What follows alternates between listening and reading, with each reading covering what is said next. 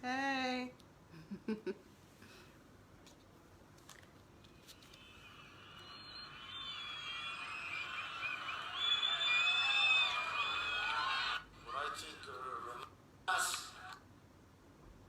Just gonna play something for you guys.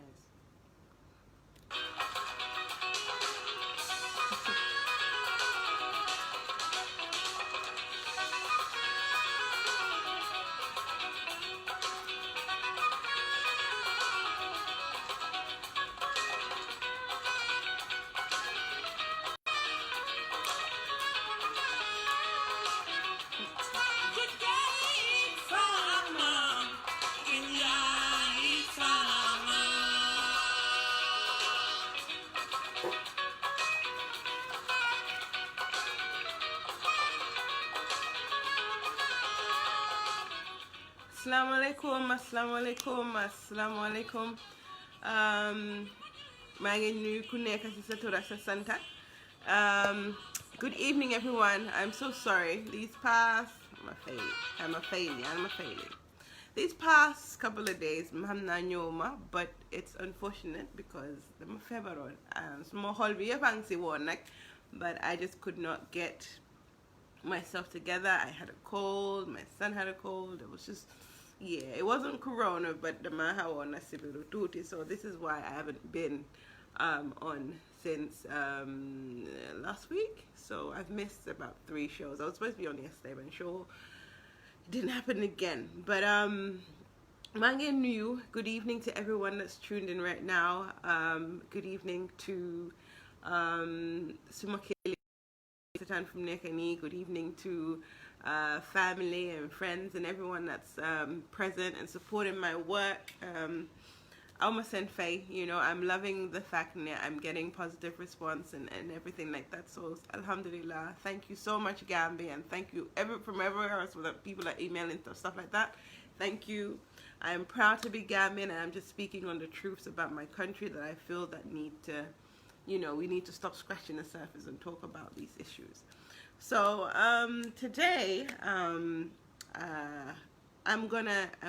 want people putting in digloma hell bañ maa dégloo xol lu tax ma ne soo leen ma dégloo xol maybe doo leen mun a gis perspective of what I'm trying to say. So leen àndee ak seen xel nag ngeen think beyond a certain extent, or beyond yéen li ngeen foog ne is an offense. then ngeen jégal ma. The intention is to not disrespect anybody. The intention is not to be negative in any way. I'm just trying to see, trying to show people what I see and what I've observed. So, yeah, hello, my favorite comedian, Gabriel Charles Njai. Hello, Ahmed, Janet, I know you're in mom. I know you guys are always there. And Queen's Call Seka, Nubian Queen, Tamid, hello. Yeah, man, it's my topic with it's quite close to home, as in I've been affected by this, and I know how it feels to live abroad, and how things cannot be as yeah, like you imagined. So the topic today is the constant misconception of Tuki and success, and how Tuki is not a guarantee needing a Teki. Ñun as Gambians, we are not a big country. Du dika bu rëy. Yaagu ñoo am suñ independence. Waaye leena mu ngi woon su ñun, and I still believe ne loolu mu ngi su ñun, mooy ne we want to be the best at what we do. We want to say we're proudly Gambian, but we also want to say things like I'm successful, make nako, dama tukki, yàlla ta alal ma suma wërsëg, things like that. Ku nekk kenn bëgguta, kenn bëgguta naka la ko waxee, kenn bëgguta fail. And that in itself dañ ko war a seetaat. Nit mun nga fail. It's normal. You dust things off and you start again, It's normal to want something. Bem la jara sa bakken, like ega be nga xamne da nga sis, be nga xamne you're like, I have to make this in life. Foog naa tukki yu bari yu su jógee ko si Gambian bi foofu la dee jógee. Yaa ngi bugg a defal sa boppa, yaa ngi bugg a defal sa maybe sa waajur, yaa ngi bugg a tekki, yaa ngi bugg a def loo xam ne kenn musu koo def. Ñu bari, this is the reason why they travel. So, with this in our minds, as Gambians, we tend to think the only way out is just to leave. So at the moment, man su suma gis-gis lu ma gis ci social network bi or social media dafa xaw a yéeme. The reason lu tax ma ne dafa xaw a yéeme is just in this situation, this COVID-19 bii nii buñ nekk di dem through, I know ne every single person has been affected. Every single person is either broke, is either going through some form of depression, is going through some sort of shit down. All of us.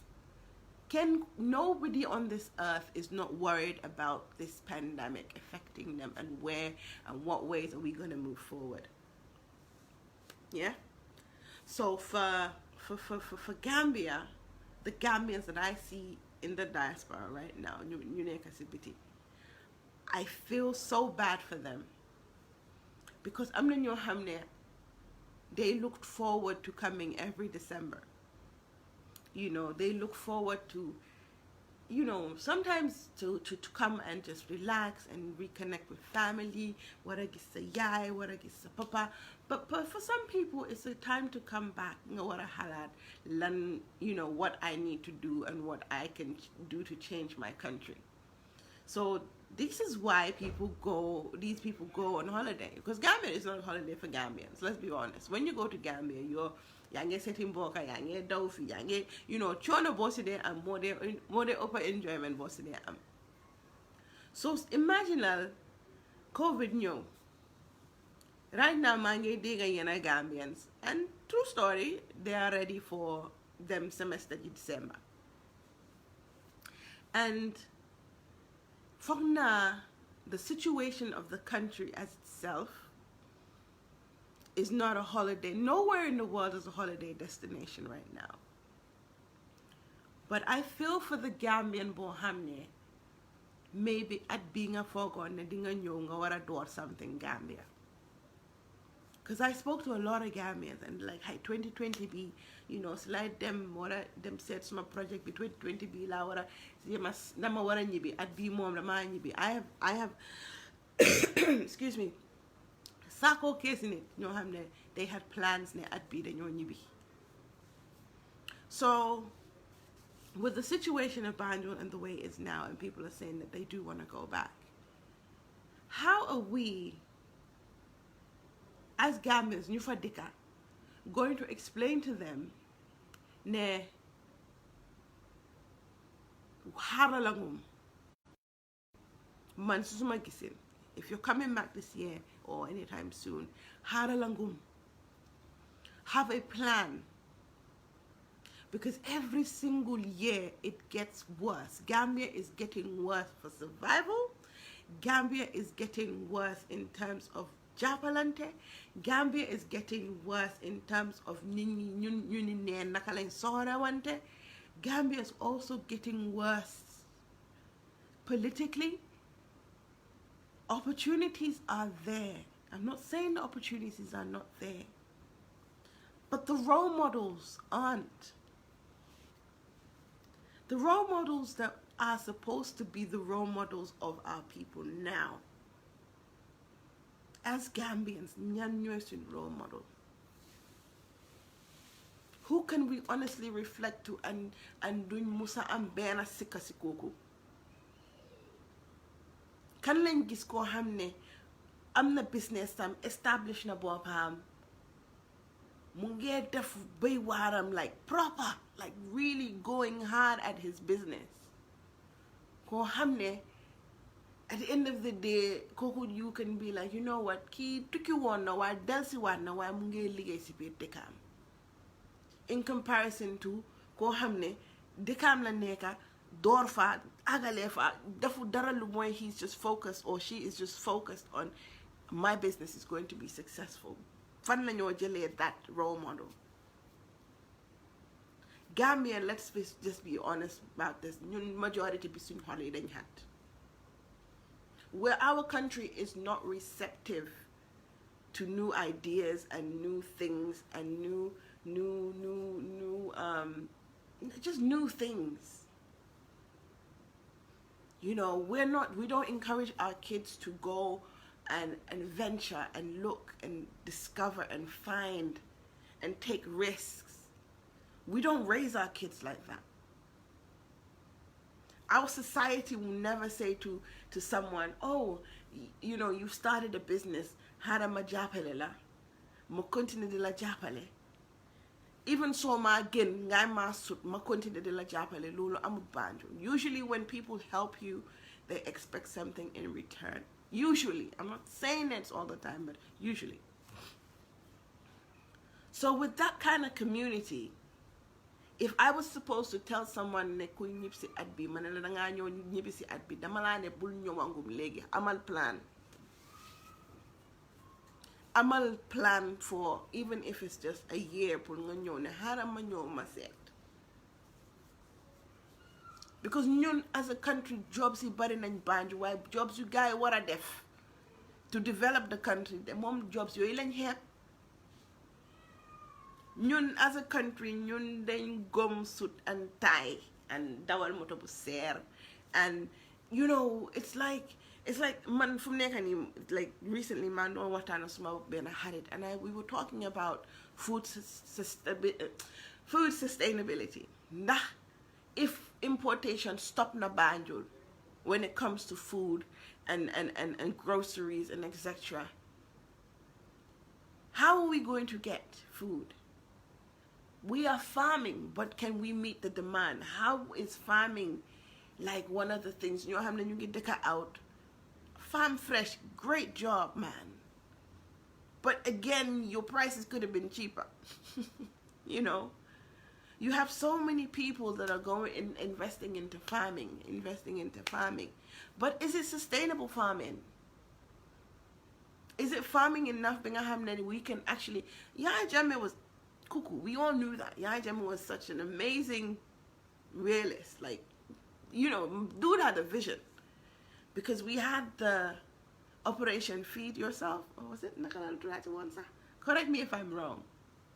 He was on GRTS, the bay, the farm, the dajale, the trade fair, the farm stall.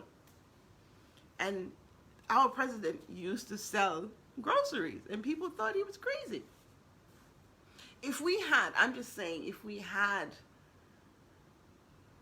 let's say, 5 rulers, or 5 presidents that thought the same way, I feel like Gambia would have taken that step further. Operation Back to the Land.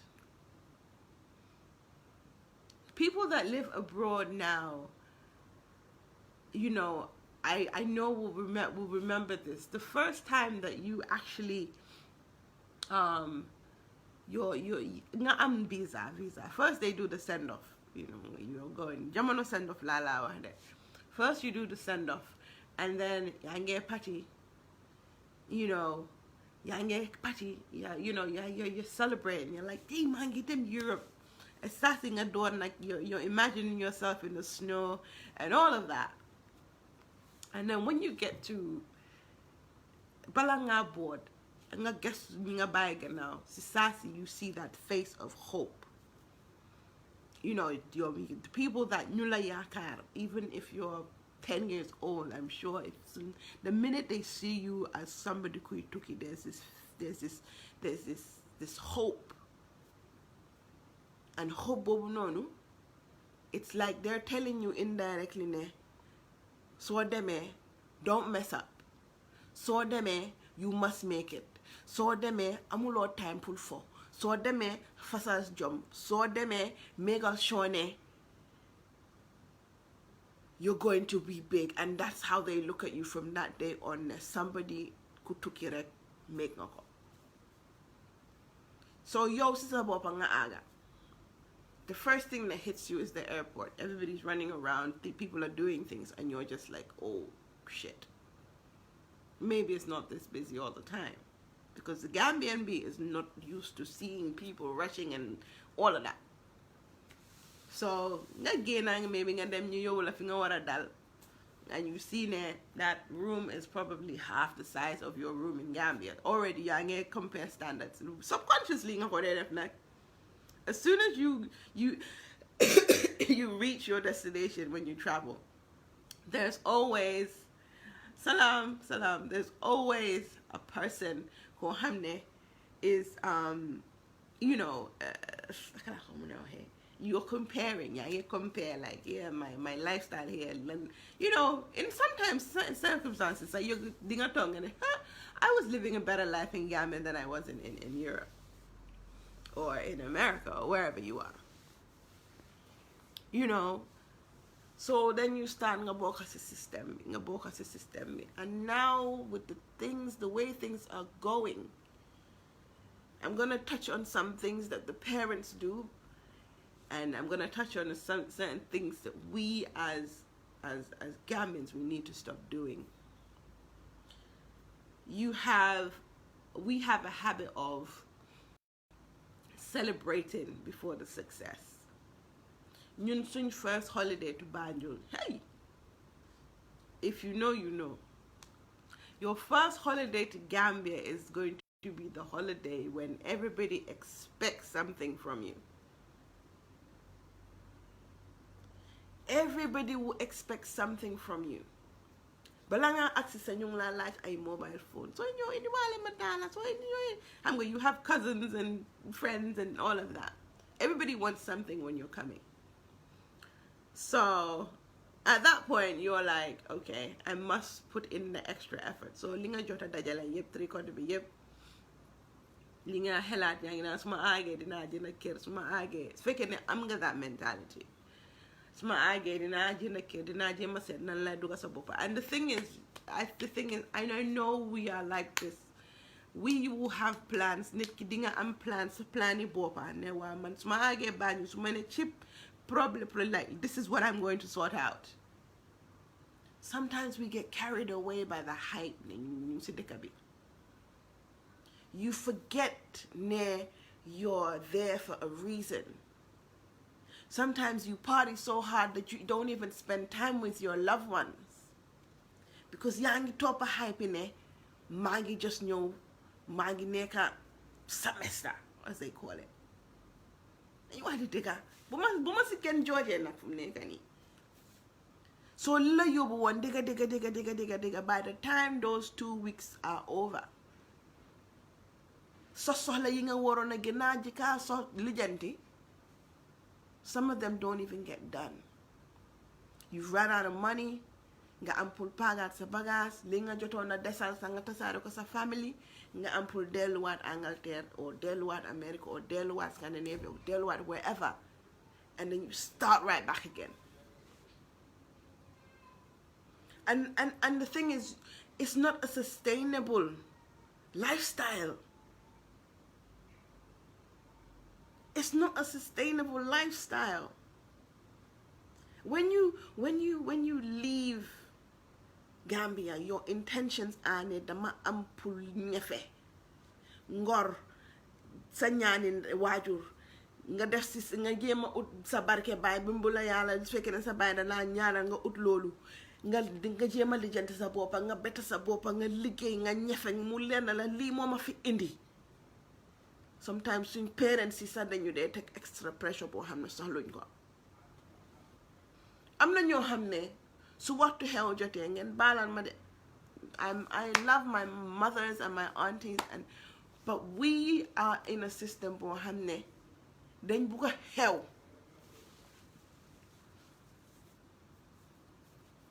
dañ bugg a xew. su di nga am sa benn cousin ay dañ ma ndeyale nga am pour yónnee kooku xaalis ngay am pour yónnee kooku xaalis te xaalis boobu noonu xëj na su lu nekka. maa ngi explain si loo xam ne dañ laa kool ne la am na yaay yu ko def seen doom nga sa doom ne waa man dama am pour yóbbu 100,000 wala 50,000 wala 200,000 man maa war a gën a wone ne maa fi gën a mun a sol gañi laa maa fi gën a mun a takka or maa fi gën a mun a at the end of the day lépp loo liggéey oo loo ñefe yëpp dañaa koo dem di ko distribute si xewi pour nit ñi pour ñu taga la nit ñi pour la ñu gërëm la nit ñi pour la waaw dañ sa yaay la war nga koo def sa papa la or whatever sa family member kenn waxut ne bul ko def waaye the fact ne sa own parent dawal leen yërmande tuuti nag si suñ kaw for some people expectations yi si kaw ne waaw man a xew bi it's nangam lii laa si war a def lii laa war a sol lii laa war a mel ak expectations yooyu moo fi war a jeex because yaaxa bi dafa xeewi every year am nañ club bu ees ba ubbi Gambia o bu tëj bu ubbi December moom club yi dañ dee bari and xaalis boobu noonu let's be real, the money that we actually use on a nightly basis on a night out in Gambia boo ko ekkati woon nga jox ko kuy yalwaan wala nga def the contribution si jumaa wala nga invest ko si koo xam ne dafa néew doole moo gënoon li nga dem di participer si club bi because man gis naa ñu yaaxaat xaalis ay 3,000 per ticket ay 4,000 5,000 for gala. I'm not shitting on anybody else's business, right? Yahabi, it's just enough. It's enough. Legi nga gis ko xamne dafa lepp xaalis pass bu ñoo bañu just for December. Nga aba yere just for December. Nga mu jaral la sometimes mu nga def naka sudut nonu. I'm a jigen la and I've seen where these conversations have happened. Nga nekkati mbaran just pour dajale xaalis pour ñoo Gambie pour semester si. Fu nekk ni ñu ngi am something called this I don't even want to talk about it. Mooy this transgender guy and boy boobu noonu. Du ma si discuss because make it sense si man. su nit ki buggee nekk homosexual bàyyi ko mu nekk homosexual am. But for crying out loud, do not make this person relevant. Don't make it relevant. No. Nit ku jaay ngoram, nit ko xam ne yow Gambia bi dañ war a bàyyi lii bu la lu nekk jaral pour kayit lu nekk am na ñoo xam ne dañ jaral na leen lu nekk pour kayit affaire si bi du dem bi affaire bi nooy ñibbisee la ak naka ngay comporter sa bopp ak naka ngay survive si sa own dëkka ñibbi bi moo gën a important dem bi soo loo mun di def si bitim réew oo loo mun di def out loo xam ne soo tëddee guddi mënuloo nelaw bés boo ñibbisee Banjul ba foog ne yaa ngi nekk si sa jaama yaa ngi agsi yaa ngi si position boo xam ne léegi fu nekk nii jaratut ma def lu bari the thoughts of li nga doon liggéey su fekkee ne du woon alal bu lew su fekkee ne it was ne danga doon tapale wala danga doon sàcca sa conscience du la mu sa bàyyi pour nga toog Banjul am na ñoo xam ne am nañ almost 30 to 40 years Angleterre mënuñoo ñibbisi because yaakaar bu seen mbokk yi amoon si ñoom they cannot fit that bill so they rather stay and die in Europe or in America. am na ñoo xam ne suñ suma jamono papay ñoo xam ne my dad has come back retiring suma family they are still there waaye am na paa yoo xam ne danga leen dee gërëm when they come back to Gambia because they are so disconnected with the culture, they are so disconnected with what expectations they were anticipating when they were coming back.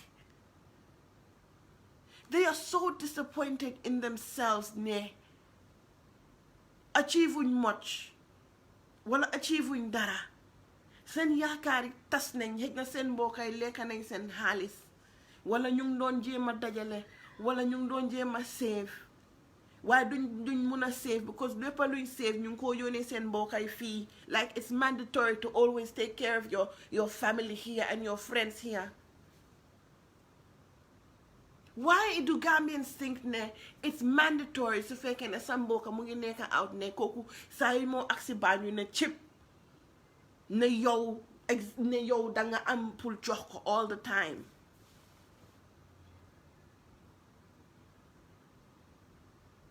Why? Out bi neexut out bi dafa nekk foo xam ne you can lose your faith and your deen. You can lose your aspirations. You can be crushed to pieces. You can go into depression. You can do all those things based on, you know what, I'm a foreigner, te dama ko am pour make. Amoon na time moo xam ne the only people that these youth had to look up to were the people that were drug dealers in the 90s. ñoo xam ne dañoo ñëw gaare seen moto yi taka seen chain yi yàlla buñ jógee Germany nag jamono boobu noonu am na ñoo xam ne those people today, those people were their role models. And the chain doesn't stop. The role models that we had from the 90s, majority of them were either DJs, wala drug dealers, wala excuse me, wala event promoters. Where were the businessmen in the 90s? God rest his soul. You had Sankum Silla Factory. That was a reference. You had Gamgas. That was a reference. You had so many people in your hamne. They were references for us Gambians.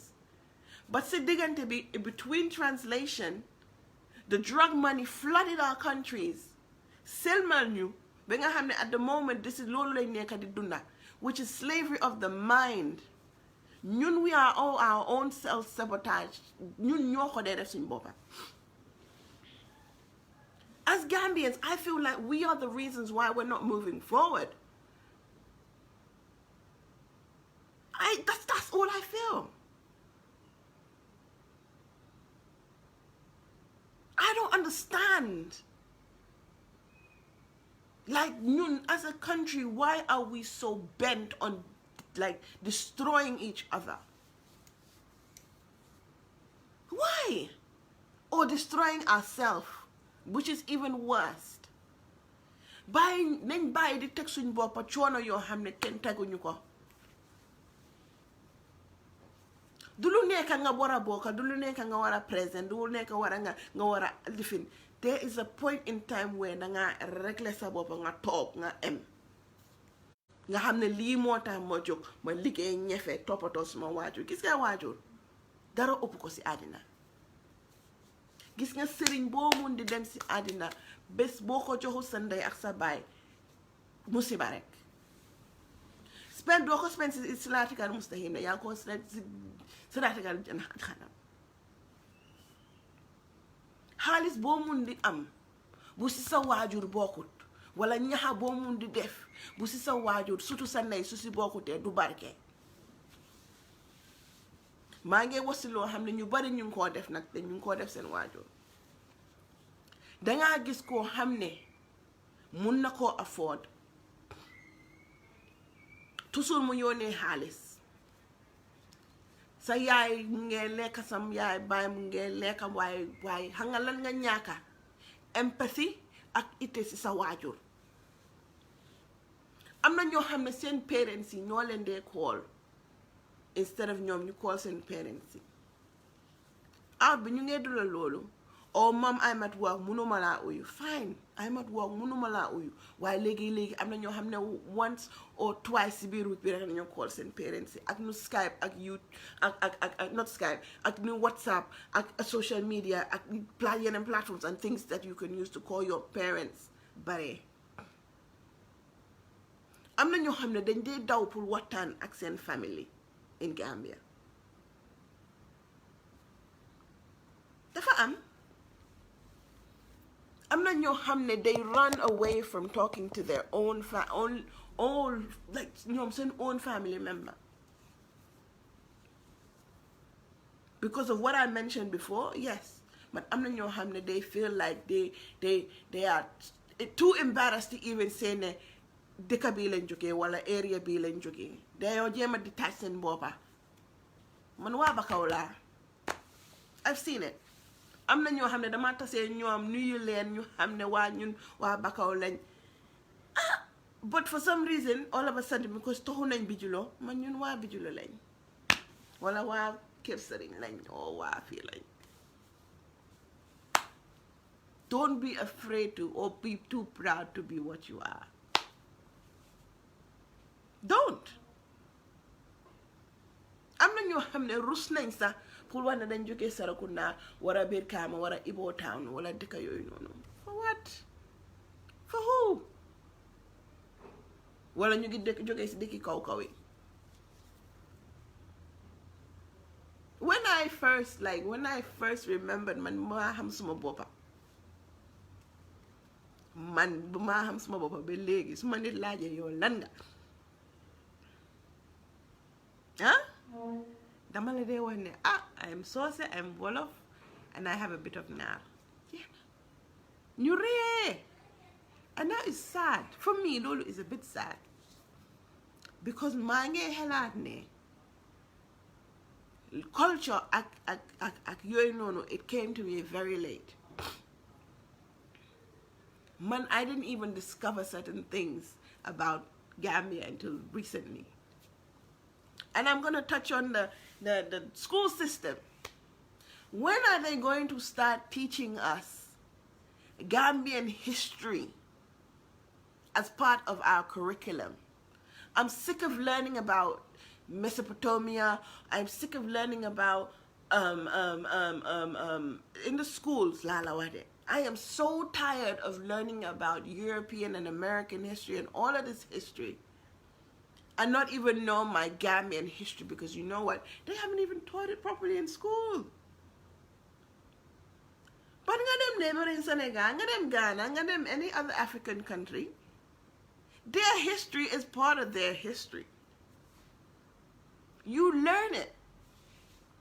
am na ñoo xam ne léegi Gambie boo leen laajoon kañ lañ am suñu independence ak ñan ñoo taxoon ñu am suñ independence ak who was no, we don't even know our ancestry. We don't. Nobody's teaching us Gambian history in school anymore. Yeah, they'll teach about the Bintang Bolongs and how the white people came and they used Pertau as money and all of that. Man, wahuma fere lolo. I'm talking about people that are generally just disconnected from birth with being Gambian. Those are the people that know Hamna. When they come back to Gambia, they have the biggest culture shock ever.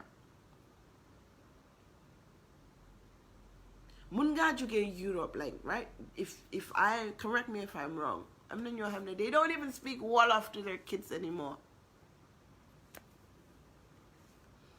They don't. Sometimes you have some of them that dress half naked, like so you got a bra top and all of that, and you know, I don't know them second mom, or they know them second key or second, like Yangi home. There should be a little bit of respect, even in modesty of linga sol pul sa dom or sola sa dom pul mudem wor seti mboka xam mom moy fan af kan ak fan la joge. So when I see boys that are nyunge jai se ngor, when I see people that are definitely not they don't have anything just to acquire papers or just to believe in their minds mentally, just because they've traveled and they live in Angleterre or Europe or America or whatever, then they have made it in life. I'm the boys you have or girls you have send rent someone ko fay. Now the thing of 5 people sleeping in one bedroom puneka la sa matla ligay lu exist la, because they can't afford it. But sign call a banjul, somebody in their family is asking them for something. At what point Lokokudi, you know what, I need to put a stop to this and stop living a lie, and I need to tell my people the truth that man aumadara. Very few people tell the truth about Amun Pulsen family in Gambia. Very few people. But yet still we have to keep up with the appearances. Right? At what cost? You know, so in society, bisa, at what cost? People knew they juge out, especially the men. They in the new holiday, and you use this against these girls, man. So hold on, Saraka. Sa jigen bobu nonu nga wara tedo mo xamne xegnal yanko don toppa for months. You know, koku nga wara ñew nga asinga banjo joxolo ko dara gannaaw second hand phone wala bena liskolon or something, joko bena let's say £100 o sa bari na nga yobu ko ngeen def naka sudut nonu. Do you think ne by doing that yaa ngay dimbali anybody? Do you think that by using when you're on holiday or promoting or adding fire fuel to the fire of prostitution in Gambia that you're helping your country because you're a semester? Kon holat has a boka bro or sister. They're talking about homosexuality in Gambia now, but they need to talk about homosexuality abroad. A lot of our brothers and sisters are doing what they want to do. I'm not judging anyone, but bu Suleyman moo feeñ waaye ñeneen ñu si nekka nag ñu nekka di def naka sudul noonu. Sometimes they're open about it. How many of our Gambian gay men have YouTube channels? How many of them sit there and you're like, Aki, go to get love? It's nobody's business. But it becomes people's business when you bring that sort of lifestyle to Gambia and you start using the little pennies or the little halis that you put together as a gay person on the youth. Then it becomes a problem. am na ñoo xam ne dañoo jógee out duñ am jot sax pour seen jabar yi.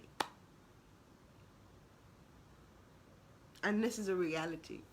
You have men that come to Gambia on holiday and dara indiwut leen lu mooy toppa jigéen yi live the big lifestyle, do what xam nga we've all seen it. Nga am jabar goo xam ne teyoon na toogoon na xaar la di la sëyal di la muñal ñaata at xëj na gisantewu leen war a spend time ak yow nga bàyyi ko fa di dem di enjoy si biti balaa sa 2 weeks yi wala 3 weeks yi di jeex. Yeah, nga ne ko maa ngi dem si booy fekk yaa ngi dem def leneen. Let's just call it what it is. Let's just call it what it is. We have a long way to go. And whether we realize it or not, we are in this COVID pandemic like everybody else. And everybody else. So why is it now is not the time? Man, I see COVID is a perfect time for all Gambians to revisit their lifestyles. Come up with a plan that you can implement small scale and build upon.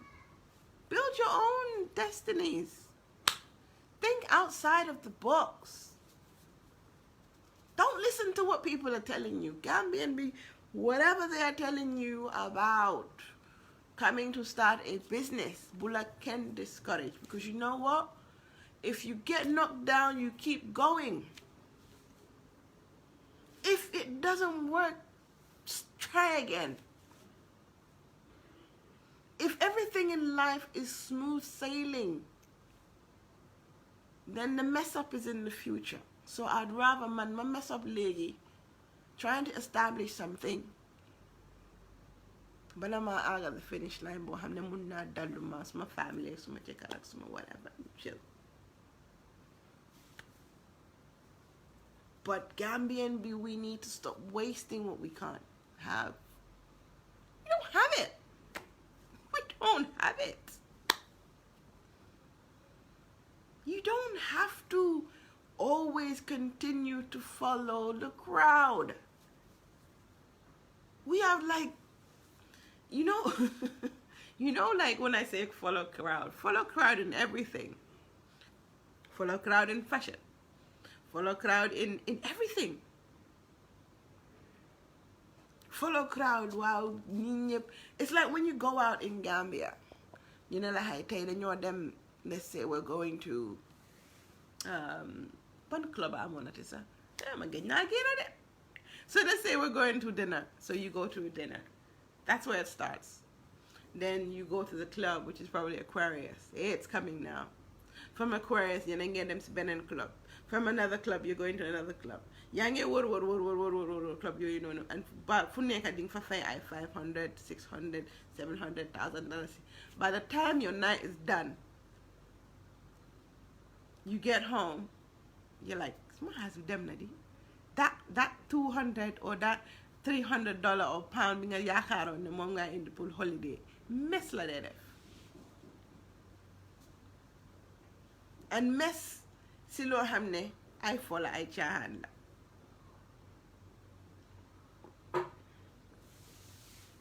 If you do not have the right people in your corner to tell you that you need to invest in land, you need to try and and look after your parents, if you don't have the person that will tell you, you know what, you need to consider, I don't even know, the list can go on. If you don't have the right people to advise you, if you come home to Gambia for the first time, like then, you know, not holiday, Nipsey, for the first time, you don't know what to bloody do. Because one, you have no references. Two, you want to start something, the community is not supportive. Number three, when you start it, your suburb, you're just like, man, energy be there, I can't understand. Gambia for matey man. And then they start asking people like me, sis, how do you live here for so long? What are you talking about? What do you mean? Linga hustle am, non like hustle fi. Man dama gom ne man suma worsak nekkut ci biti. Man dama gom ne suma worsak nekkut ci biti. Ak liba luma mun di am ci ko adna muy lu ndaw, muy lu bari, muy lu lefet. 3 things la ko mëna def. Benn bi naa ci jaamu Yàlla, ñaar bi naa ci toppatoo suma nday, ñetteel bi naa ko toppatoo suma family.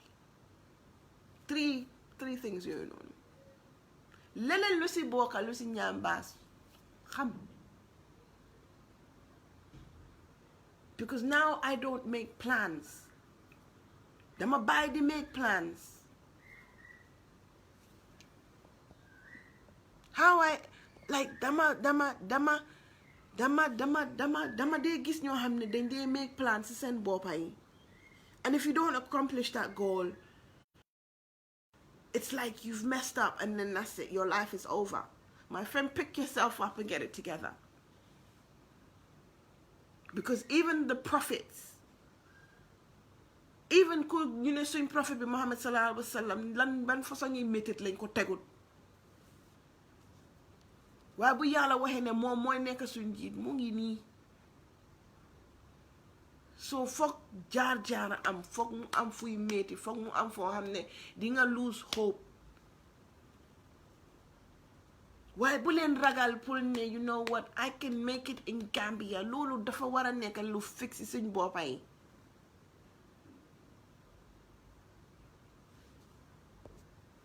Loolu dafa war a nekk lu fix suñ boppa yi.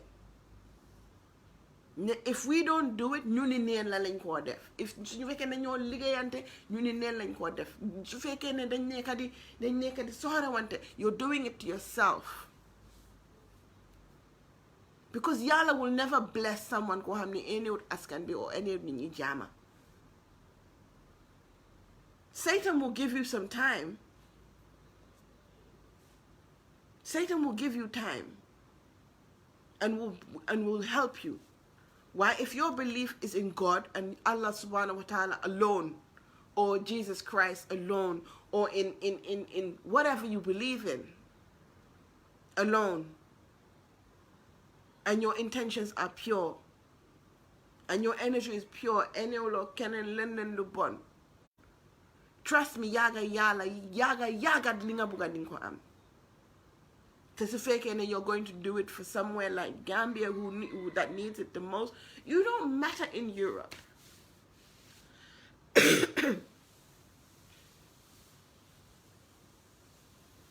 You don't matter in Europe. You matter in Gambia. When people get celebrated abroad and not celebrated in Gambia, that is the saddest shit ever. That is sad. At what point do we actually say, you know what? Monday man Gambian la. Taluñ ma lu ma nekkee fii is for a certain number of time. Yaga dama am pour delu.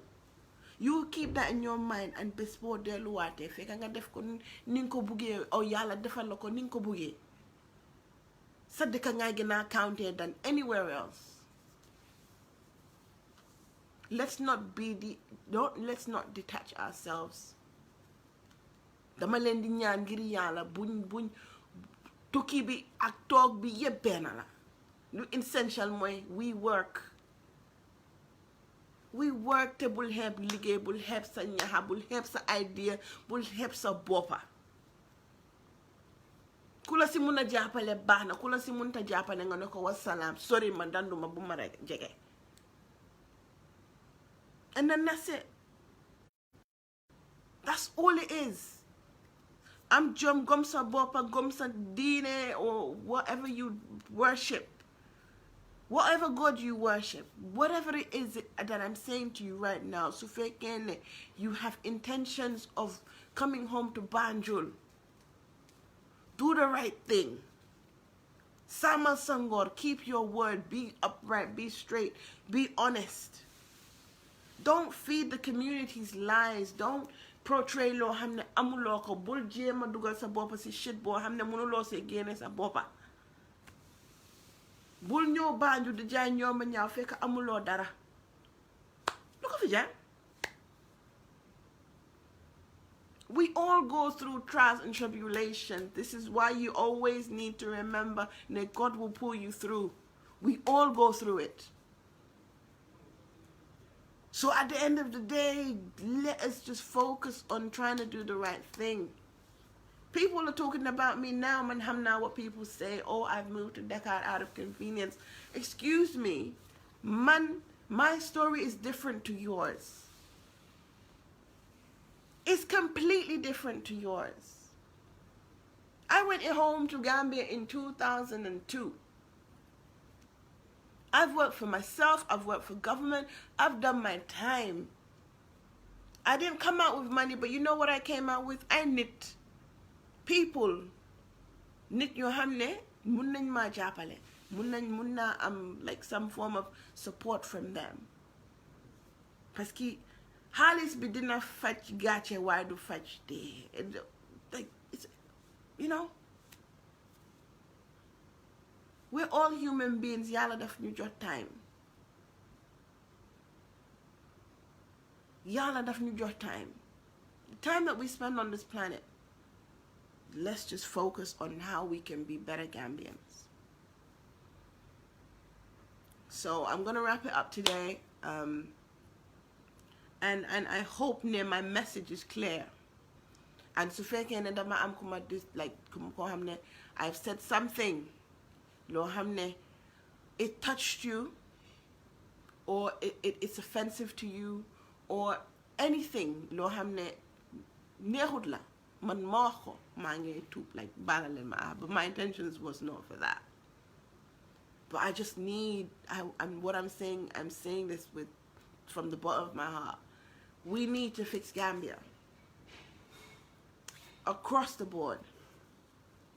Why Boise tamit bulen gomne Teki bi ak ñoo defar sa dëkk rek si Tuki bi la base mun nga tok bañu nga make ko fa. We just need to make it. So soy Tuki jëlal the best of what that country has to offer. Those experiences, those lessons, there's no such thing as mistakes. Nga xam ne yàlla fii la awale, experience bi, knowledge bi la jox, and bring it home. And bring it home and show people that, you know what, it's possible. Ne Tuki ak Teki jotewuñ dara. And that's my show for today. maa ngi gërëm ñëpp ak sant ñëpp ak képp koo xam ne yaa ma déglu di ma share di ma like and everything. Please do not forget to subscribe. The link is in the description board right now. And please subscribe. The more people I get listening to me, I feel the more motivated I will be to do more and more of these shows. And I'm just like, the next episode, I want to talk about something, but I'm one person that does not filter. I am not about filtering. I'm not about scratching surfaces. So I hope you enjoy my content and just support by subscribing. And then watan. The yib watan. It's just about getting these things out there. We all think these things, but it's very difficult to say these things. So yeah, have an amazing evening. Hamna Nadas Wat, inshallah, on Friday. Actually, yeah, maybe Friday. But thank you so much for watching. Good night.